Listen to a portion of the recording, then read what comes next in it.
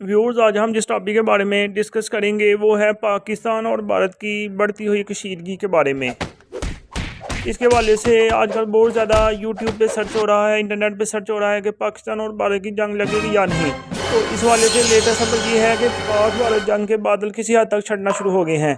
पाकिस्तान और भारत के दरमियान जंग के बादल किसी हद तक छटना शुरू हो गए हैं। ताहम ये हदशा अभी ख़त्म नहीं हुआ कि जुनूनी मोदी सरकार किसी गलतफहमी या खुशफहमी की बिना पर ऐसा इकदाम कर बैठे जिसमें उसे लेने के देने पड़ जाए।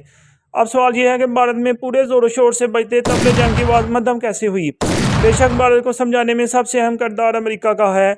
इसके बावजूद कि डोनाल्ड ट्रंप ने कश्मीर को 1500 साल पुराना मसला करार देकर और ये कहकर दोनों मुल्क खुद ही मसला हल कर लेंगे, दुनिया को हैरान कर दिया था कि आखिर जो जंग रुकवा सकता है वही इसका दर बेखबर और बेपरवाह क्यों है।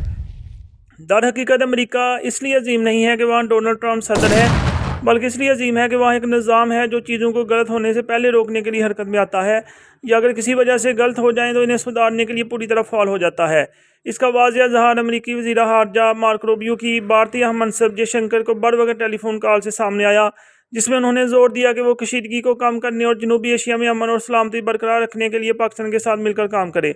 अमरीकी वज़ीर ख़ारजा मार्को रूबियो ने वज़ीर आज़म पाकिस्तान शहबाज शरीफ से भी रब्ता किया, यही बात दोहराई और साथ ही 22 अप्रैल को पहलगाम में होने वाले हमले के मज़म्मत पर जोर दिया।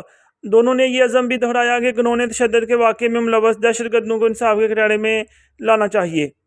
व्यूअर्स, इस तरह की मज़ीद वीडियोज़ देखने के लिए हमारे यूट्यूब चैनल डॉक्टर उस्मान को सब्सक्राइब कर लें, बेल आइकन पर लाजमी क्लिक करें ताकि जैसे नई वीडियो अपलोड हो आपको इसका नोटिफिकेशन मिल जाए।